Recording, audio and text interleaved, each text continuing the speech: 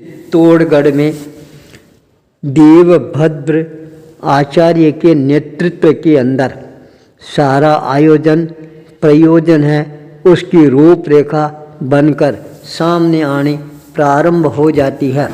परिणाम ये आता है, संघ ने बहुत ही उत्साह के साथ के अंदर ये एक नया उत्सव है वह मनाने के लिए अपने आप को कटिबद्ध रूप से तैयार करना प्रारंभ कर देता है। संघ की तरफ से जितने भी संघ थे उन संघों के यहाँ पर अपना आमंत्रण पत्र है यह भिजवाने की परिकल्पना है सामने आनी प्रारंभ हो जाती है। तत्काल प्रारूप है तैयार किया जाता है और उस प्रारूप को तैयार करने के पश्चात जितने भी संघ थे उन संघों के मुख्य संघपति के पास के अंदर एक एक दूत को रवाना कर दिया जाता है। चित्तौड़गढ़ के अंदर आचार्य देवभद्र सूरी के दिशा निर्देश के अंदर एक महत्वपूर्ण आयोजन है वह परिसंपन्न हो रहा है। चित्तौड़गढ़ संघ का यह नम्र निवेदन है, आप सभी लोग सम्मान के साथ इस आयोजन में पधारने की अनुकंपा कराएंगे। आपके पधारने से समारोह की महिमा गरिमा शोभा और प्रतिष्ठा है उसमें अपने आप ही चार चांद लगने प्रारंभ हो जाएंगे। आपके उधर विराजमान विचरण करने वाले जितने भी संत महाराज है साध्वी जी महाराज है उन सबको भी चित्तौड़गढ़ संघ की तरफ से आप बहुत ही विनम्रतापूर्वक आग्रह निवेदन कराएंगे। सभी चित्तौड़गढ़ की धरा पर पधार कर चित्तौड़गढ़ संघ को भी सेवा और दर्शन भक्ति करने का एक शुभ अवसर है वह प्रदान कराओगे तो हमारे लिए भी एक ये बहुत बड़ी आपसे विनती प्रार्थना है। आप इस पर अवश्य ही चिंतन करके हमारे इस आग्रह को स्वीकार करवाने की अनुकंपा करवाएंगे। इस तरह का प्रारूप है पूरे संघों के सामने प्रस्तुत होना प्रारंभ हो जाता है। पूरे देश के अंदर इस आमंत्रण पत्र को लेकर एक नई हलचल है वह अपने आप ही चारों तरफ नजर आने प्रारंभ हो जाती है।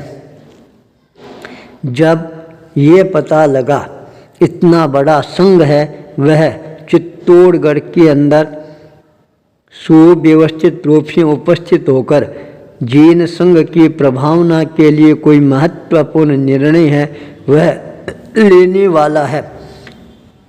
इस निर्णय की साक्षी बनने के लिए हर कोई व्यक्ति अपने आप को तैयार है वह करना प्रारंभ कर देता है।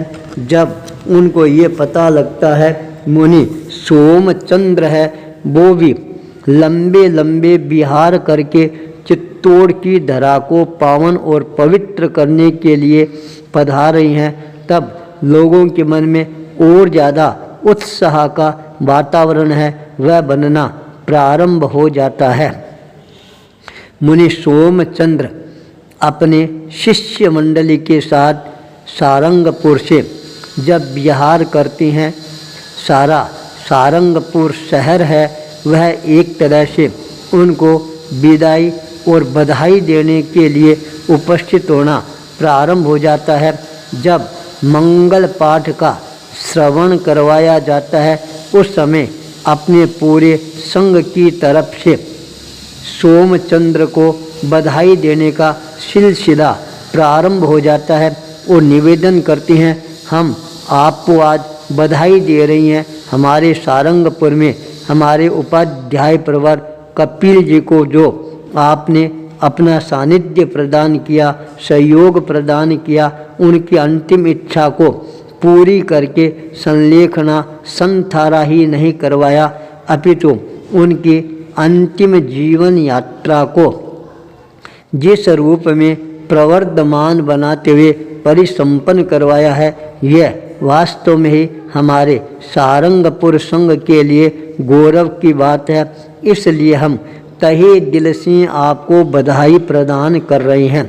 अब आप चित्तौड़गढ़ की धरा की ओर प्रस्थान कर रही हैं, तो हम आपके प्रति मंगल कामना, मंगल भावना भी अभिव्यक्त कर रही हैं।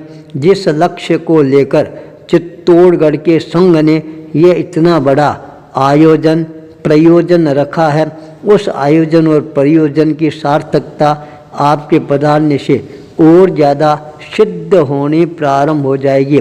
देव भद्राचार्य का जो एक सपना है वह अपने आप ही पूरा होना प्रारंभ हो जाएगी। अभय देव सूर्य की जो परंपरा है, उस परंपरा के अंदर और ज़्यादा नई गति और प्रगति है, वह भी अपने आप ही आनी प्रारंभ हो जाएगी। इसलिए हम आपके प्रति ये मंगल कामना भी कर रही हैं। आपका यशस्वी, ओजस्वी, तेजस्वी, वर्चस्वी, कल्याणकारी जीवन है, वह और ज़्यादा गतिशीलता के साथ सभी का मार्गदर्शन प्रदान करने वाला बने।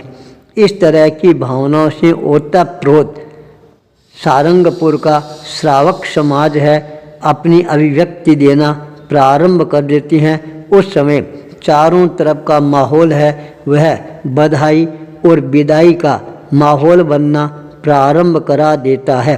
चित्तौड़गढ़ का प्रतिनिधि मंडल इन सारे दृश्यों को देखकर और ज़्यादा रोमांच से अपने आप को रोमांचित अनुभव करना प्रारंभ कर देते हैं। प्रतिनिधिमंडल के प्रमुख सदस्य ने सारंगपुर शहर और यहाँ के संघ की जनता को संबोधित करते हुए बहुत ही विनम्रतापूर्वक आग्रह प्रस्तुत करना प्रारंभ किया। चित्तौड़गढ़ के अंदर इतना बड़ा आयोजन हो रहा है, तो मैं सारंगपुर संघ और समाज 36 कौम के लोगों को ये आग्रह भरा निवेदन कर रहे हैं, ज़रूर आप चित्तौड़गढ़ की धरा पर पधारेंगे और वहाँ का जो आयोजन है उसको भी निरीक्षण करने का प्रयास करेंगे। आत्म साक्षी से यदि आप वहाँ पहुँचोगे तो आपको भी एक नया इतिहास है उसकी ओर दृष्टिपात करने का अवसर है वह प्राप्त होगा। मुनि सोमचंद्र के प्रति आपके मन में जो आस्था, श्रद्धा और विश्वास के भाव हम देख रही हैं वह और ज़्यादा वृद्धिंगत होने प्रारंभ हो जाएंगे। इसलिए हम आपसे पुनः निवेदन करते हैं, आप हमारे चित्रकूट की उस पावन धरा पर अवश्य ही पधारने का संकल्प अपने मन में करेंगे तो हमारा यहाँ पर आना वह और ज़्यादा सार्थकता लिए हुए हमारे को सिद्ध होता हुआ नजर आना प्रारंभ हो जाएगा। मुनि सोमचंद्र ने जब उच्च स्वर के साथ मंगल पाठ का उच्चारण करना प्रारंभ किया, उस समय चारों तरफ वातावरण है वह अपने आप ही मंगलमय बनना प्रारंभ हो जाता है। मुनि सोमचंद्र का मुखारविंद है अब सीधा चित्तौड़गढ़ की ओर हो जाता है। उनके चरण चित्तौड़गढ़ की धरा की ओर अग्रसर होने प्रारंभ हो जाती हैं। चारों तरफ मुनि सोमचंद्र के जय जयकार के नाद से वातावरण है वह और ज़्यादा गुंजायमान होना प्रारंभ हो जाता है। पुण्यवान जो लोग होते हैं उनके पग पग पर निधान होता है, जहाँ जहाँ उनका आगमन होता है वहाँ वहाँ पर अपने आप ही नए बसंत का आगमन होना प्रारंभ हो जाता है। ऐसा एहसास सभी को अपने आप ही होना प्रारंभ हो जाता है। चित्तौड़गढ़ का प्रतिनिधि मंडल अपने मन के अंदर ये विचार करना प्रारंभ कर देता है, सारंगपुर के अंदर जो एक महान दृश्य हमारे को देखने को मिला है उससे भी ज़्यादा प्रभावशाली प्रभावक दृश्य है वह हमारे को चित्तौड़गढ़ की धरा पर भी अवश्य ही देखने को मिलेगा। मुनि सोमचंद्र के कदम चित्तौड़गढ़ की तरफ जब प्रस्तावित होने प्रारंभ होती हैं। हजारों हजारों कदम हैं, उनके साथ में अपने आप ही आगे बढ़ने प्रारंभ हो जाती हैं। चित्तौड़गढ़ की धरा अपने आप ही उन सब का इंतजार करना प्रारंभ कर देती है।